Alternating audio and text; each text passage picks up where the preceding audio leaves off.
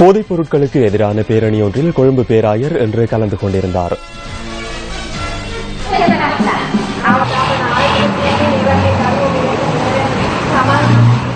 கொழும்பு பேராயருடன் ராகமை, கந்தாளி மற்றும் ஜாயல பிரதேசங்களை சேர்ந்த சர்வமத தலைவர்களும் போதைப்பொருள் எதிர்ப்பு பேரணியில் கலந்து கொண்டனர்.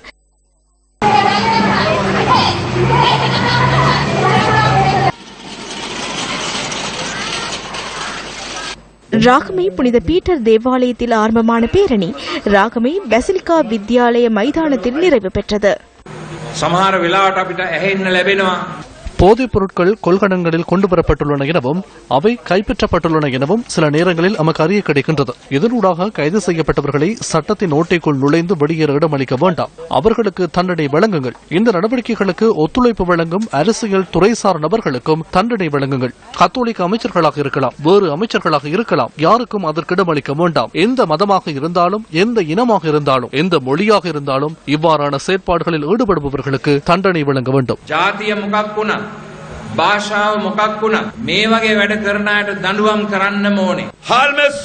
அச்சம் கொள்ள வேண்டாம். எமக்கு ஒத்துழைப்பு வழங்குங்கள், தகவல்களை வழங்குங்கள், எனது தொலைபேசி எண்ணை குறித்துக் கொள்ளுங்கள். அதற்காக சிறிய மற்றும் குடும்ப பிரச்சனைகளை என்னிடம் தெரிவிக்க வேண்டாம். நம்பிக்கையுடனேயே தொலைபேசி இலக்கத்தை நான் வழங்குகின்றேன். 071-859-2022 ஆகிய 2 இலக்கங்களினூடாகவும் தொடர்பு கொள்ள முடியும். 202022 என்ற இலக்கத்திற்கு அழைத்து ஏதேனும் அவசர நிலை தொடர்பில் அறிவிக்க முடியும். போதைப்பொருள் வலையமைப்பு அல்லது நபர்கள் தொடர்பான தகவல்களை வழங்குங்கள்.